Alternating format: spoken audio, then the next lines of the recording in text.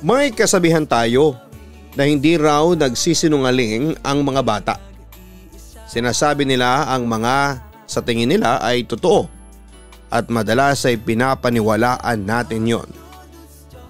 Masyado pa raw kasing inosente ang isang bata at wala pa sa pagkatao nito ang pagsisinungaling.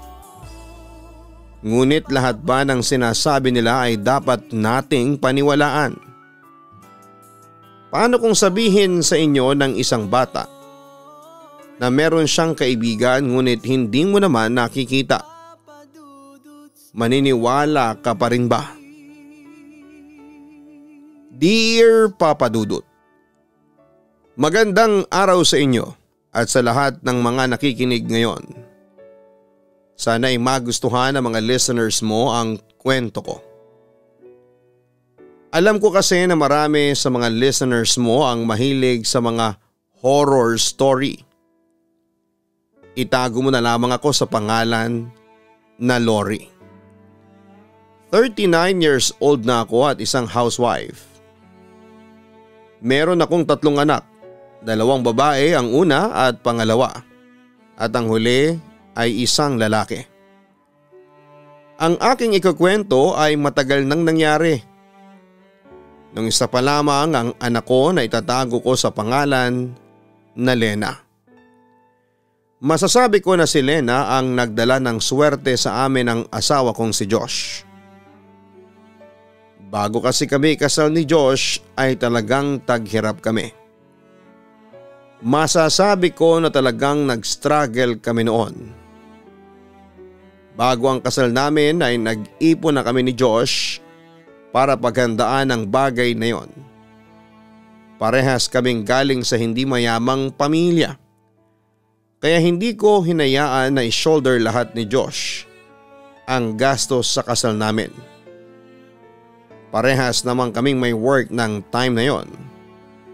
Kaya may kakayahan ako na mag-ambag kahit papaano. Hindi ko naman pangarap na magkaroon ng ingranding kasalan. Basta may kasal kami sa simbahan at mga malalapit lang sa amin ang bisita ay okay na ako doon. Alam ko ang kapasidad namin ni Josh kaya ganun ang gusto kong mangyari. Ayokong i-push ng sobrang bulsa namin ni Josh tapos after ng kasal ay nga kaming dalawa.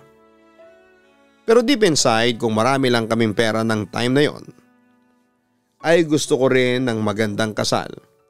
Kasi maaari na isang beses lamang yun mangyari sa buhay mo.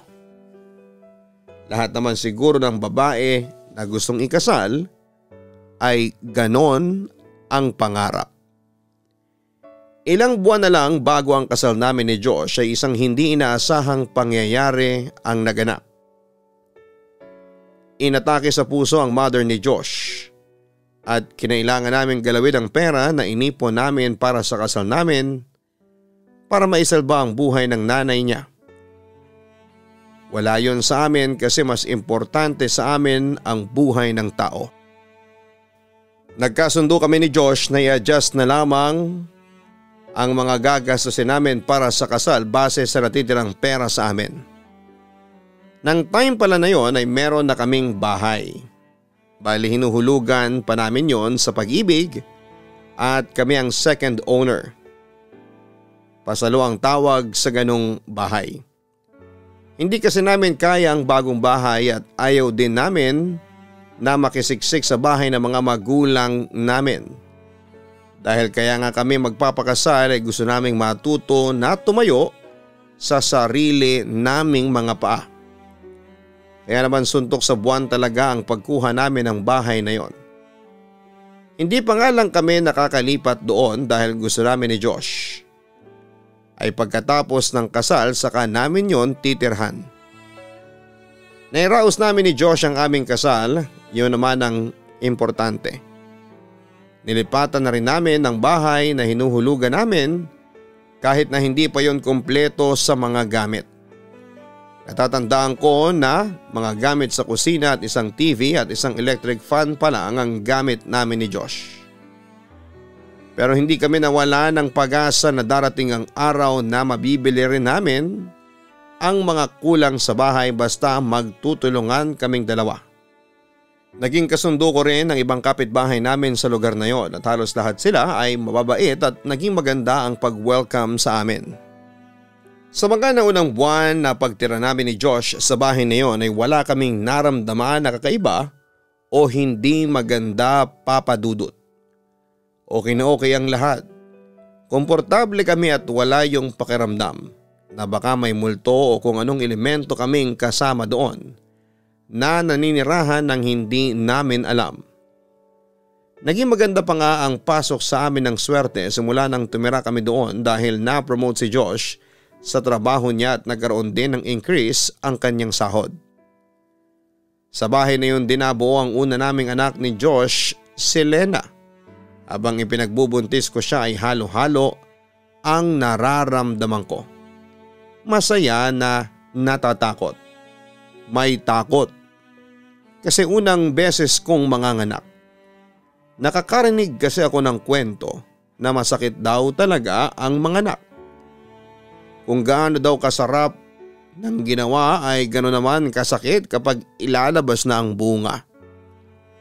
Sinamahan na rin kami ng nanay ni Josh sa bahay na si Mama Mila para meron akong kasama dahil palaging nasa trabaho si Josh. Nag-resign na kasi ako noon sa trabaho, Papa Dudut. Nagkaroon kasi kami ni Josh ng kasunduan bago pa ako mabuntis na once na mabuntis ako ay mag-resign na ako sa aking trabaho. Ayaw kasi ni Josh na ma-stress ako at baka raw makaapekto pa yon sa batang dinadala ko. Dahil si Josh na lang ang nagtatrabaho ay mas naging masipag siya. Kapag may pagkakataon na mag-overtime ay nag-overtime siya. Kahit nga ang rest day niya ay pinapasukan din niya. Talagang nag-iipon siya para sa panganganak ko. Malaki din ang naging tulong ni Mama Mila sa amin, Papa Dudut. Nang lumaki na ng sobrang tiyan ko at hindi na ako makakilos ng maayos dahil pakiramdam ko ay ang bigat ng katawan ko ay siyang gumagawa ng lahat ng mga gawain sa bahay. Kapag nagkukwentuhan kami palagi niya akong binibigyan ng advice tungkol sa mga dapat kong gawin bago ako manganak at pagkatapos kong manganak. Talagang hindi ako pinabayaan ni Mama Mila. Sa ospital ako nanganak noon, umaga pa lang ay nagle-labor na ako. Nag-under time pa noon si Josh sa trabaho para makauwi at siya ang nagdala sa akin sa ospital. Kinagabihan ay nanganak na ako. Tama nga ang sabi nila, sobrang sakit ang manganak. Pero lahat ng sakit ay nawawala once na nahawakan mo na ang anak mo. Napaiyak pa nga ako noon kasi sobrang saya ko, Papa Dudut. Kahit nanganak na ako at nakauwi na sa bahay ay hindi pa rin umalis si Mama Mila sa bahay namin. Sabi niya yon ang time na mas kailangan namin siya at totoo naman yon, Papa Dudut. Palaging nakagabay si Mama Mila sa akin at kapag may hindi ako alam tungkol sa pag-aalaga ng baby ay siyang nagsasabi sa akin. After ng ilang buwan ay pinabinyagan na namin si Lena. Simpleng handaan lang ang ginawa namin sa bahay dahil talagang naubos din kami dahil sa panganganak ko. Nang mabinyagan na si Lena ay doon na nagsabi si Mama Mila na kailangan na niyang bumalik sa bahay nila dahil nami-miss na pala siya ng asawa niya at mga anak. Kahit ayaw ko sanang umalis ang biyanang ko ay hinayaan ko na lamang siya. Alam ko rin kasi na nami-miss na niya ang family niya. Kailangan ko rin na matuto na maging isang ina at may bahay nang walang inaasahang ibang tao. Baka kasi kapag nasanay na ako na palagi nandyan, ang iba para sa amin ay ako rin ang mahirapan pagdating ng panahon. Kampante na akong aalis dito sa bahay ninyo ni Josh dahil alam kong safe na ang apo ko. Turan ni Mama Mila noong araw na paalis na siya. Paanong safe po, Mama? Tanong ko. Kasi napabinyagan na si Lena. Tugon ni Mama Mila. Hindi ko po magets. Anong connect ng pagpapabinyag ni Lena sa safety niya? Tanong ko pa. May paniniwala kasi na kapag hindi pa nabibinyagan ng isang sanggol ay lapitin siya ng mga elemento. Kaya ngayong binyag na si Lena ay meron na siyang proteksyon sa mga masasamang elemento. Pero huwag ka pa rin maging kampante ha, Lori. Bantayan mo ng maayos ang apo ko. Kapag meron kang problema, tawagan mo kaagad ako. Ang sabi ni Mama Mila. Salamat po ma, pero wala po kayong dapat na ipag-alala. Gagawin ko po ang lahat para maproteksyonan si Lena. Saka dito lang naman po kami palagi sa bahay. Wika ko. Kahit na, iba kasi ang pakiramdam ko rito sa bahay ninyo. Ewan, hindi ko maipaliwanag pero parang may kasama kayo rito na hindi natin nakikita. Ang sabi pa ni Mama Mila. Mama naman, aalis na nga lang kayo, nananakot pa kayo. Ang natatawa kong sabi. Sigurado po ba kayo na hindi na kayo ihahatid sa sakayan? Dugtong ko. Hindi na, bantayan mo na lang si Lena. Hindi naman mabigat tong mga dala ko. Turan pa ni Mama Mila. Nang umalis na si Mama Mila sa bahay namin ay doon ko nalaman na hindi talaga biro ang maging isang nanay. Ikaw ang gagawa ng lahat. Noon ay iniisip ko na hindi mahirap ang ginagawa ng nanay ko. Pero ako nga na isa pa lamang ang anak ay hirap na. Ano pa kaya siya? Pero sa kabila ng hirap ng pagiging isang nanay ay lamang pa rin ang sarap at saya. Ang saya lang sa pakiramdam na nakikita ko ang changes sa anak ko. Halos araw-araw ay meron akong bagong nakikita sa kanya. Tapos appreciative pa si Josh. Lahat ng effort ko ay nakikita niya at ipinaparamdam niya sa akin na na-appreciate niya ako. Para sa akin ay malaking bagay na na-appreciate ka ng asawa mo kahit nasa bahay ka lamang, Papa Dudut. May isa akong napansin kay Lena. Kahit mag-isa siya ay para bang meron siyang kalaro. Tumatawa siya at parang enjoy na enjoy siya kahit na wala naman siyang kasama. Sinabi yon kay Mama Mila at ang sabi niya ay baka nakikipaglaro kay Lena ang guardian angel nito. May nangyari pa na sandali lang akong tumalikod para kumuha ng diaper nang biglang mahulog si Lena sa kama. Hindi naman ganong kataas ang kama namin pero para sa isang baby na 6 na buwan pa lamang ay delikado na talaga ang mahulog sa ganon. Takot na takot ako kasi ang buong akala ko talaga ay may malaking pinsala na makukuha si Lena mula sa pagkakahulog niya. Pero sobrang nagtaka ako nang hindi man lang siya umiyak. Tumatawa pa nga siya. Ang naisip ko ay baka sinave siya ng guardian angel niya. Kaya sobra ako nagpasalamat ng time na yon. Para makasigurado ay pina-check up ko noon si Lena at walang nakitang hindi maganda sa kanya. Hindi talaga ako makapaniwala sa nangyari na yon, Papa Dudut. Nang malaglag kasi si Lena sa kama ay narinig ko ang malakas na paghampas niya sa sahig. Kaya salamat talaga sa Diyos o sa guardian angel niya na hindi nila hinayaan na may masamang mangyari sa aking anak. Totoo nga yung sinasabi na marami na habang baby pa ang anak natin ay sulitin na natin ang time na yon. Kasi hindi mo mamamalayan na malaki na pala sila at mami mismo ang time na nakahiga lang sila. Ganon ang nangyari sa akin kay Lena. Ang bilis ng panahon. Dati ay baby pa si Lena pero parang nalingat ako ay 5 years old na siya.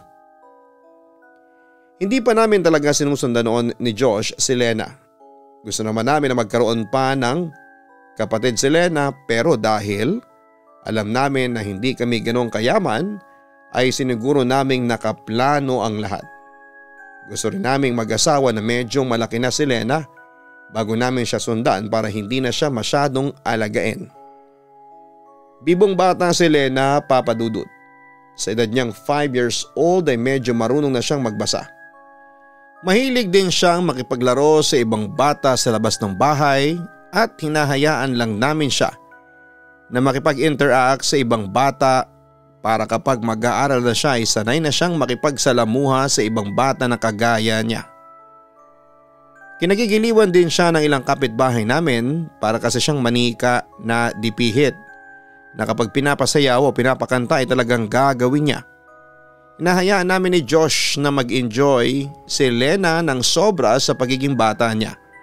Kasi for sure kapag nagdalaga na siya ay hindi na niya yon may experience. Hindi kami masyadong naging maselan sa pagpapalaki kay Lena. Basta alam namin na hindi makakasama kay Lena ay nahayaan lang namin siyang gawin yon.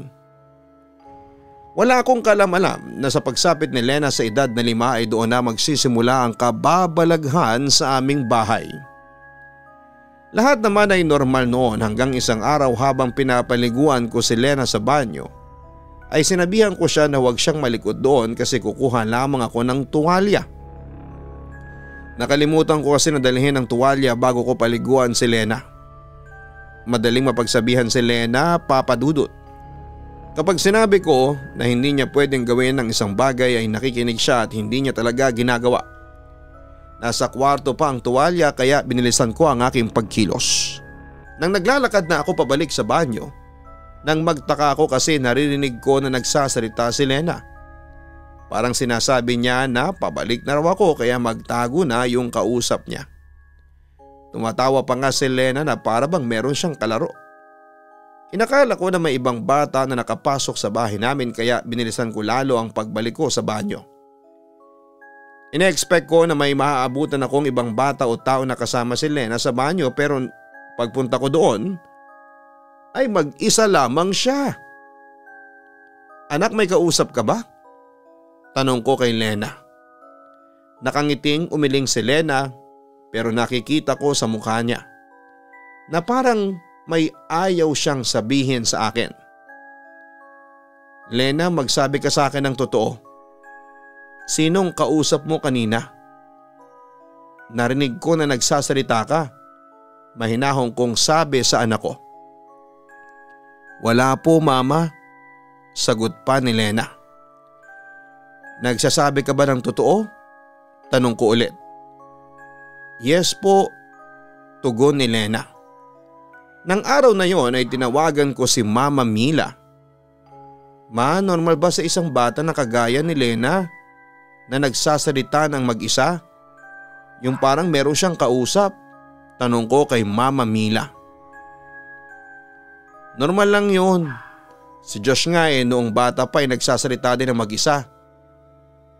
Sabi niya, meron daw siyang kalaro kahit na wala naman.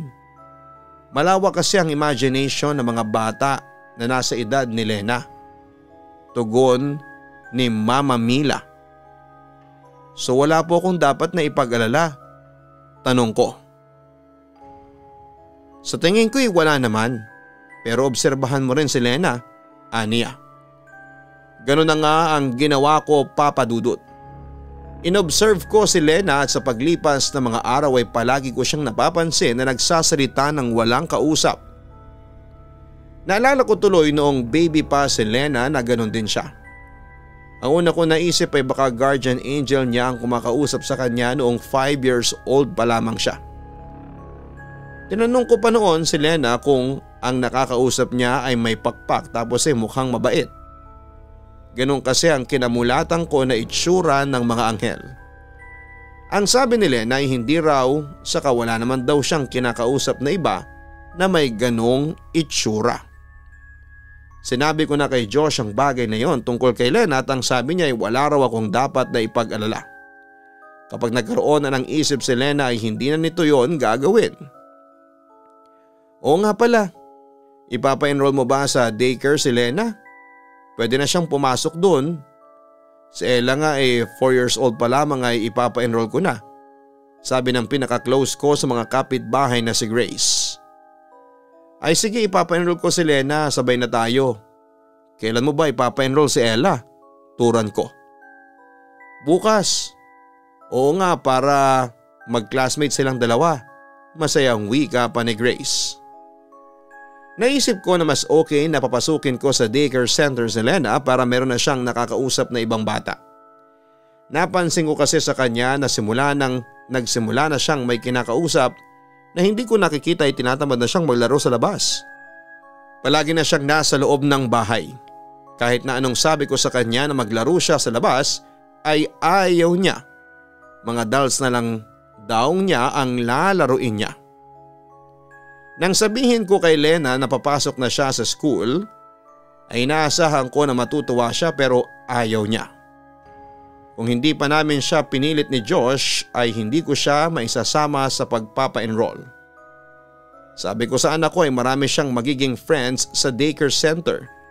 Pero parang malungkot pa rin siya, Papa Dudut. Umaasa ako na kapag nagsimula ng pumasok sa school si Lena at nakita niya na maraming talaga siyang magiging kaibigan doon, ay baka magbago ang isip niya tungkol sa pagpasok niya sa school. Ilang araw bago mag-start ang pasok ni Lena sa daycare center ay bumili na ako ng mga gamit niya sa eskwelahan. Isinama ko si Lena para siya mismo ang pumili ng gusto niyang bag. At nakita ko na parang kahit papaano ay na-excite siya na pumasok sa school para maggamit na niya ang mga gamit sa school na binili ko para sa kanya. Kinabukasan ay nagulat ako. Nang pagpasok ko sa kwarto namin ay sinisira ni Lena ang mga papel na binili ko sa kanya. Yung mga crayons niya ay putol-putol na rin. Lena, bakit mo sinira ang mga gamit mo sa school? Napasigaw na ako dahil nagulat talaga ako, Papa Dudut. Tumigil naman si Lena nang makita ko. Tinanong ko ulit siya kung bakit niya yun ginawa pero tahimik lamang siya. Ayaw niyang magsalita. Lena, kapag hindi ka sumagot sa tinatanong ko sa iyo, hindi ka na makakalabas ng kwarto. Hindi ka na rin namin ibibili ni Papa mo ng toys. Kaya magsabi ka sa akin kung bakit mo sinira ang gamit mo sa school. Pananakot ko pa kay Lena. Mama, ayoko pong sirain ang mga things ko sa school pero si Mary kasi sabi niya kapag hindi ko sinira ang mga gamit ko ay magagalit siya sa akin. Sagot pa ni Lena. Mary? Sinong Mary? Ang nagtataka at naguguluhan kong tanong. Wala kasi akong natatandaan na may kaibigan o kakilala si Lena na Mary ang pangalan. Ang sabi ni Lena, si Mary ay friend niya na nakatira sa bahay namin. Hindi daw ito nagpapakita sa amin ni Josh at sa kanya lamang.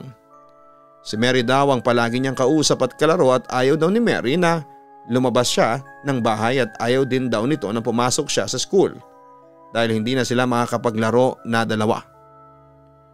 Pakiramdam ko ay binuhusan ako ng napakalamig na tubig sa mga sinabi ng anak ko, Papa Dudut.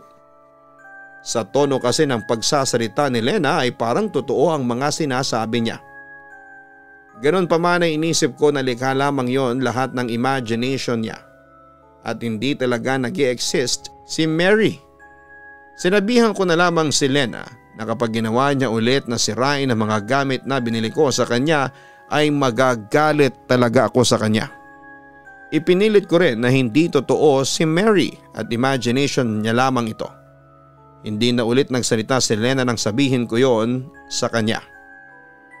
Bumili na lamang ulit ako ng bagong gamit ni Lena para sa school. Nang time pala na yon ay kasama namin na natutulog si Lena sa kwarto. May sarili naman siyang kwarto pero mas gusto niya na sa tabi namin natutulog ni Josh.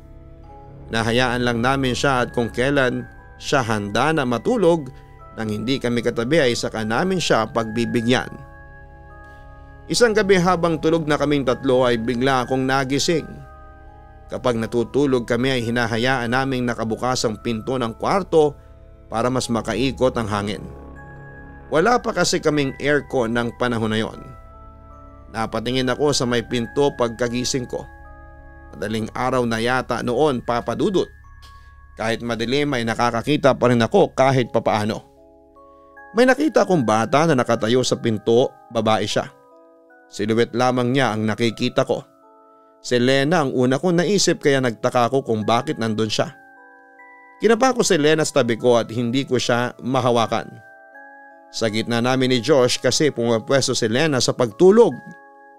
Biglang tumakbo palayo yung batang babae na inakala kong si Lena kaya tumayo ako para habulin siya. Tinawag ko pa nga siya pero paglabas ko ng kwarto ay hindi ko na siya nakita. Hindi ko alam kung saan siya nagpunta. Hinanap ko siya sa ibang parte ng bahay pero hindi ko siya nakita pa.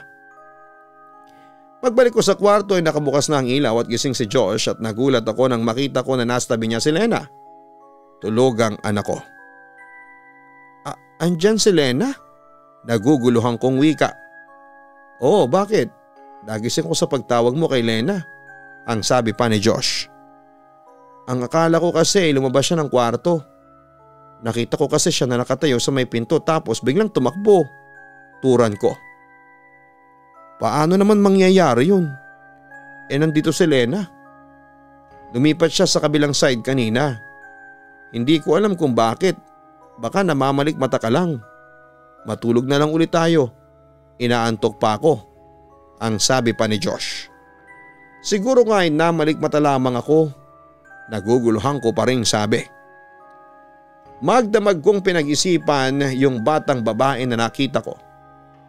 Pwedeng namalikmata lamang ako, Papa Dudut, pero bakit pakiramdam ko ay si Lena talaga yung nakita ko.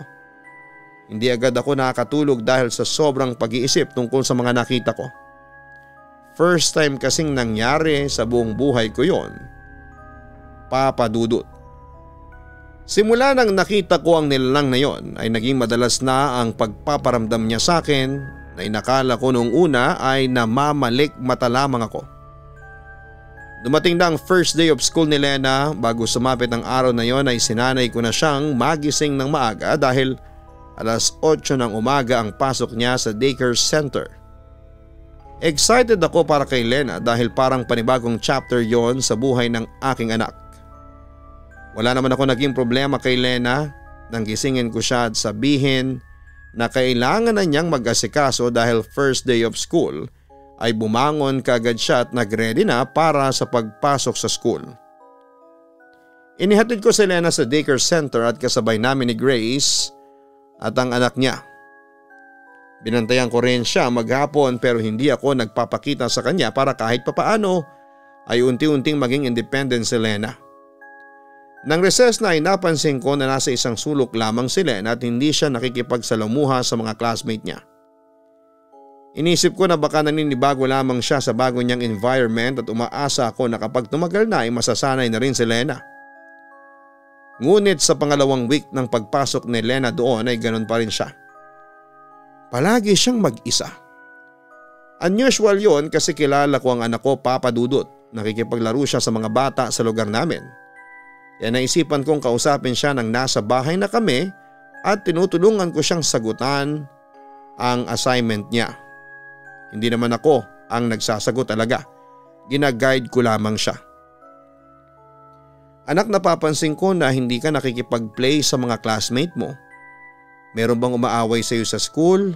Tanong ko kay Lena. Wala po, matipid niyang sagot. Bakit ayaw mo makipaglaro sa kanila? Palagi kang mag-isa, ang sabi ko. Si Mary kasi, Mama. Ayaw niya na makipaglaro ako sa iba. Sa kanya lang daw po. Magagalit siya kapag nakipaglaro ako sa iba. Inosenting tugon pa ni Lena. Gusto ko sanang sabihin ulit kay Lena na hindi totoo si Mary pero ang naisipan ko ay sakya ng mga sinasabi niya. Sabihin mo kay Mary, hindi naman pwedeng kayo lang dalawa ang palaging magkalaro. Sabihin mo ay pwede rin siyang makipaglaro sa iba. Tapos ikaw ganun din. Wika ko. Ayaw po ni Mary na makipag-play ako sa iba, ako lang po ang gusto niyang kalaro, ang sabi pa ni Lena. Tinanong ko si Lena kung nang time na yon ay kasama ba namin si Mary. At ang sabi niya ay oo. Nakatayo daw si Mary sa likuran ko. Lumingon ako sa likuran ko, wala akong nakita pero bigla akong kinilabutan. Sumakit din ang ulo ko nang hindi ko alam kung bakit. Pakiramdam ko rin na sandaling yon ay meron kaming kasama ni Lena sa kwarto na hindi ko nakikita. Medyo kinakabahan na ako noon. Tinanong ko ang sarili ko na paano kung totoo ang nakikita ni Lena na hindi ko nakikita. Paano kung isa palang kaluluwa ang Mary na sinasabi niya na kalaro niya. Natakot ako para sa anak ko, Papa Dudut.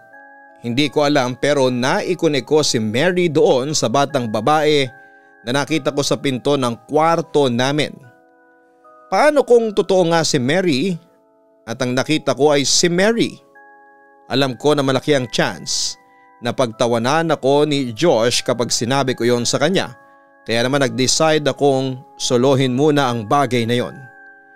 Kinausap ko ulit si Lena at pinaliwanag ko sa kanya na hindi totoo si Mary pero iginiit ni Lena na totoo si Mary. Nakikita niya raw ito at nakakausap. Naglalaro din daw sila kung minsan. Gusto ko kasi na maalis na sa isipan niya si Mary at may paniniwala ako na hindi yon makakabuti habang lumalaki siya. Natatakot ako na baka hanggang pagtanda niya ay dala niya yung may nakakasalamuha siya na siya lamang ang nakakakita. Lena, hindi totoo si Mary. Alam mo ba yung imaginary friend? Ganun lang si Mary. Kaya ayaw ko nang narinig sa iyo na sinasabi mong totoo siya. Ayaw ko na rin na nagsasalita ka ng mag-isa. Naiintindihan mo ba ako? Ang sabi ko kay Lena. Pero mama, totoo po talaga si Mary. Pasigaw na wika pa ni Lena.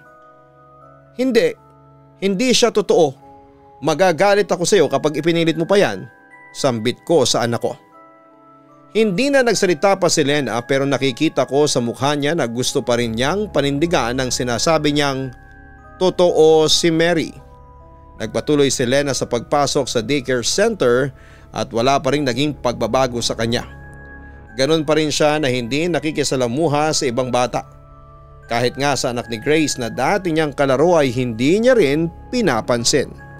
Nagtataka nga rin si Grace dahil ayon sa kanya ay inaaya ng anak niya si Lena na makipaglaro pero palaging tumatanggi si Lena at mas gusto nito na mag-isa. Hindi ganoon ang inaasahan kong mangyayari kaya ko ipinasok si Lena sa daycare center. Ang akala ko ay ma-develop ang social skills niya. Pero parang kabaliktaran ang nangyari, Papa Dudut. Isang araw sinundo ko na si Lena sa daycare nang lapitan ako ng teacher nila para kausapin tungkol kay Lena. Sinabi niya sa akin na sa lahat ng student niya ay si Lena ang naiiba. Hindi raw ito nakikisalumuha sa ibang bata. Sinasabi nga raw niya rito kay Lena na makipaglaro pero ayaw nito. Kahit ang iba niyang student ay sinasabi niya na makipaglaro kay Lena pero si Lena daw ay mismong lumalayo sa mga ito.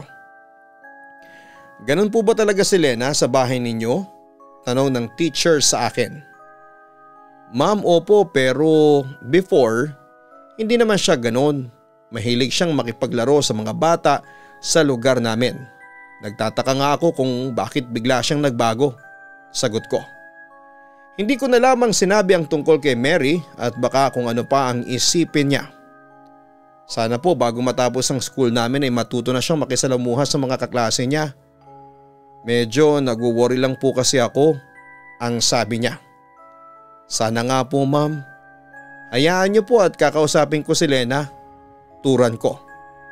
Pag-uwi namin ni Lena ay kinausap ko ulit siya at sinabi ko na dapat ay makisalamuha siya sa mga kaklase niya. Maganda na habang bata pa siya ay marunong na siyang makipagkaibigan. Kagaya ng dati, ang katwiran niya ay ayaw ni Mary na nakikipag-friends sa iba. Si Mary lang daw ang pwede niyang makalaro. Nainis na ako at sinabi ko kay Lena na gusto kong makausap si Mary para mapagalitan ko. Ang sabi ni Lena ay ayaw daw ni Mary sa akin. Galit nga raw si Mary sa akin dahil pinapapasok ko si Lena sa school. Sumuko na akong kausapin si Lena. Sobra na ako na stress, Papa Dudut. Ang iniisip ko ay baka face lamang yon. Baka kapag medyo nagkaedad na si Lena ay mawawala rin si Mary sa kanya. Isang araw, pagising ko ay masama ang pakiramdam ko. Ang bigat ng katawan ko at mainit ang buong katawan ko. Wrong timing kasi balak naming lumabas ng buong pamilya ng araw na yon. May pangbatang movie kasi na palabas sa sinihan at gustong gusto yung panoorin ni Lena. Josh, hindi ako makakasama sa inyo ni Lena. May lagnat ako eh. Ang sabi ko sa asawa ko nang nag-aalmusal kami. Ha? Sayang naman. Last week pa natin ito pinaplano, hindi ba? Sa mga susunod na week, busy na ulit ako sa trabaho. Kahit weekend ay may pasok na ako. Malungkot na sabi pa ni Josh. Kaya nga eh. Kayo na lang ni Lena ang umalis. May gamot naman tayo rito. Okay lang ako. Wika ko. Hindi naman pwede yun. Family day natin ngayon, dapat kumpleto tayo. Ang sabi pa ni Josh. Okay lang. May ibang araw pa naman, saka ang Tagal nang hinihintay ni Lena na mapanood yung movie na yun para malibang din siya. Giit ko. Sigurado ka ba? Saka okay lang ba na wala kang kasama rito sa bahay nang may sakit ka? Tanong ni Josh. Oo naman hindi na ako bata. Kaya ko na ang sarili ko. Sabi ko sabay ngiti. After ng lunch ay umalis na si Lena at Josh. Nakakalungkot na hindi nila ako kasama pero ayoko rin kasing pilitin ang sarili ko. Baka kung ano pa ang mangyari sa akin habang nasa labas kami. Mas malaking problema yon kapag nagkataon.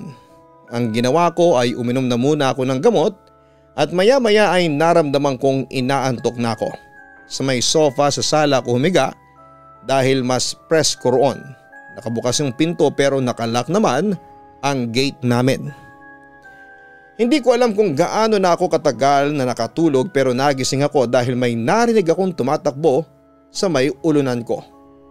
Napabalikwas tuloy ako at ang akala ko ay dumating na ang mag-ama ko. Iginala ko ang tingin sa bahay namin at hindi ko naman sila nakita. Inisip ko na baka guni-guni ko lamang yon kaya bumalik na ako sa pagtulog. Kakapikit ko pa lamang ay may naramdaman akong sumampal sa mukha ko. Kaya napamulat ulit ako. Hindi naman ganong kalakas yung sampal pero naramdaman ko talaga na may palad na pumalo sa aking mukha, Papa Dudut. Sino yan? Malakas kong sigaw. Medyo kinakabahan ako ng sandaling yon. Doon ako tumayo at pumunta sa kusina at sa kwarto. Pati banyo ay chinek ko at wala akong nakitang ibang tao. Yung gate namin ay nakalock pa rin. Imposible namang may aakyat sa pader namin dahil meron yung barbed wire sa ibabaw. Kahit wala namang nangyayaring nakawan sa lugar namin ay nilagyan namin ng ganon ang pader namin para lamang makasigurado. Gusto ko pa sanang matulog pero dahil sa takot ko ay hindi ko na nagawa. Iba na ang pakiramdam ko ng sandaling yon, Papa Dudut. Para bang kahit mag-isa ako sa bahay ay meron akong kasama. Hindi ko makalimutan yung narinig kong tumakbo at yung parang sumampal sa akin. Naisipan kong tawagan na si Josh pero hindi ko itinuloy kasi alam ko na baka nanonood na sila ng movie ni Lena. Ayaw ko namang mas spoil ang bonding nilang mag-ama. Ang ginawa ko ay nagdasal na lamang ako ng mataimtim. Hindi ko alam kung bakit kahit na hindi ko alam kung ano ang kinakatakutan ko ay takot na takot ako ng time na yon. Bandang hapon na nang dumating sina Josh at Lena. Hindi pa rin nawawala ang takot ko. Bakit parang ang putla mo? Kumusta na ba ang pakiramdam mo? Dapat na ba kitang dalhin sa ospital? Ang nag-aalalang tanong ni Josh sa akin. Wala ito. Ayos lang ako. Medyo naging okay na ang pakiramdam ko pag sisinungaling ko. Ayaw ko nang mag-alala pa si Josh sa akin ng sobra, Papa Dudut. Sigurado ka ba? Kapag hindi na okay ang pakiramdam mo ay magsabi ka lang ha? Turan ni Josh. Sinabi ko kay Josh na huwag na niya akong alalahanin. Dahil na meron na akong kasama sa bahay ay nakapagpahinga na ako ng maayos. Ang maganda rin kay Josh ay marunong siya sa mga gawaing bahay lalo na sa pagluluto. Kaya siya muna ang nagluto ng dinner namin ng gabing yon. Ginising na lamang niya ako nang kakain na kami. Hindi pa rin nawawala sa isipan ko ang nangyari noong mag-isa ako sa bahay. Laman pa rin yon ang utak ko habang kumakain kami kaya parang wala pa rin ako sa aking sarili. Lori? Okay ka lang ba? Parang lutang na lutang ka yata eh. Puna ni Josh sa akin. Mamaya may sasabihin ako sa iyo pero sana naman this time may maniwala ka sa akin. Ang sabi ko kay Josh. Ayaw ko kasing pag-usapan ang bagay na yon sa harapan ni Lena. Pagkatapos namin kumain ay hinayaan muna namin si Lena na manood ng TV sa may sala. Kami naman ni Josh ay nasa kusina at doon ko sinabi sa kanya ang nangyari habang wala si Lena sa bahay. Sinabi ko kay Josh na totoo ang lahat ng nangyayari na yon at hindi ko inimbento lamang. Josh, feeling ko talaga may kasama tayo rito sa bahay na hindi natin nakikita kay Lena lang siya nagpapakita. Ang turan ko. Ibig mo bang sabihin ay may multo rito? Hindi makapaniwalang tanong naman ni Josh. Oo, may multo sa bahay natin. Kay Lena siya palaging nagpapakita. Kinakausap niya ang anak natin Josh. Sinabi sa akin ni Lena na Mary ang pangalan ng kalaro niya dito sa bahay. Pinagbabawalan siya ni Mary na yun na ang makipagkaibigan sa ibang bata. Kaya sa school ay palaging mag-isa si Lena. Josh, hindi ako nag-iilusyon, totoo ang lahat ng sinasabi ko. Ang wika ko. Sinabi ni Josh na parang ang hirap pa rin paniwalaan ang mga sinasabi ko sa kanya, pero kung naniniwala ako na totoo ang lahat ng yon ay inirerespeto niya yon. Hindi rin daw niya alam ang gagawin, kaya bantayan na lang daw namin ng maayos si Lena at siguraduhin namin na walang mangyayaring masama sa anak namin. Nang minsan na kami lang ni Lena ang nasa bahay ay naisipan kong kausapin si Mary kahit na hindi ko siya nakikita. Sinabi ko sa kanya na papayagan ko na siyang makipagkaibigan kay Lena, pero sana ay huwag niyang ituring na sa kanya lamang si Lena. Kailangan din daw ni Lena na makipagkaibigan sa iba. Dahil alam kong bata rin si Mary, sinabi ko sa kanya na walang problema sa akin na makipaglaro o makipag-usap siya kay Lena, pero sana ay huwag niyang sasaktan ang anak ko. Alam ko kung may makakakita sa akin sa ginagawa kong yon ay iisipin na nababaliw na ako. Pero wala na akong pakialam. Ang nasa isipan ko lang talaga ay safety ni Lena. Simula nang gawin ko yon ay hindi pa rin tumigil ang pagpaparamdam ni Mary sa bahay, Papa Dudut. Minsan ay naririnig ko siyang naglalakad o kaya ay may naririnig akong humahagik-hik na bata. Paminsan-minsan ay may kinakausap pa rin si Lena at hinahayaan ko na lang. Nang mabuntis ako sa second baby namin ni Josh ay 7 years old na si Lena. At simula noon ay napansin ko na hindi na siya nagsasalita ng mag-isa. Parang nang mabuntis ulit ako ay nawala na si Mary at magpahanggang ngayon ay hindi na siya nagpaparamdam pa. Hindi ko na nalaman pa ang backstory ni Mary, Papa Dudut. Ganun pa man ay okay na rin siguro na hindi ko nalaman kasi baka mas lalo lamang akong matakot. Ang importante tinigilan na niya si Lena at wala akong ideya kung may connect pa yung pagbubuntis ko sa pangalawa namin ni Josh sa pagkawala niya. Pero sana kung nasaan man si Mary ngayon at kung totoo man siya, sana'y nasa maganda at ligtas na lugar na siya. At hindi ko rin siya makakalimutan dahil sa maikling panahon ay naging parte siya ng childhood ng aking panganay. Lubos na nagmamahal, Lori. Sadyang mahirap ang magpalaki ng anak. Para sa iba na hindi pa nararanasan ang bagay na ito ay masasabi siguro nila na madali lamang ito. Bukod sa pagbibigay ng mga pangunahing pangangailangan ng isang bata, kagaya ng damit, pagkain, bahay at edukasyon, ay kailangan mo rin siyang gabayan at siguraduhin na siya ay ligtas sa kahit na anong klase ng kapahamakan. Mahirap kapag mismong sa inyong tahanan ay hindi ligtas ang iyong anak. Bilang isang magulang dapat ay maging extra ang ating pagbabantay sa kanila. Lahat ay kayang gawin ng isang magulang upang protektahan ang kanyang anak. Kaya isang malaking saludo sa mga ama at ina na handang ialay ang kanilang buhay upang masiguro lamang na hindi mapapahamak ang kanilang mga supling. Ang buhay ay mahiwaga, laging may lungkot at saya. Sa Papa Dudut Stories, laging may karamay ka.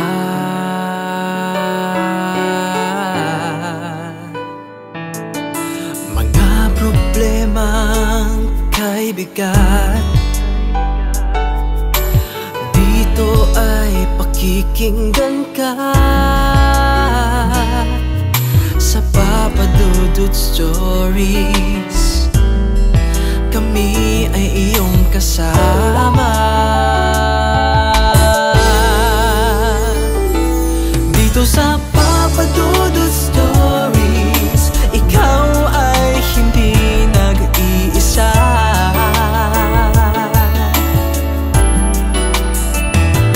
Dito sa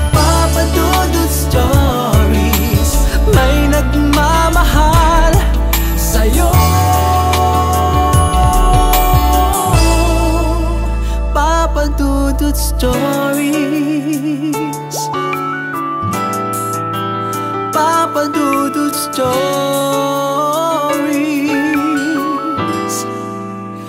Papa Dudut Stories.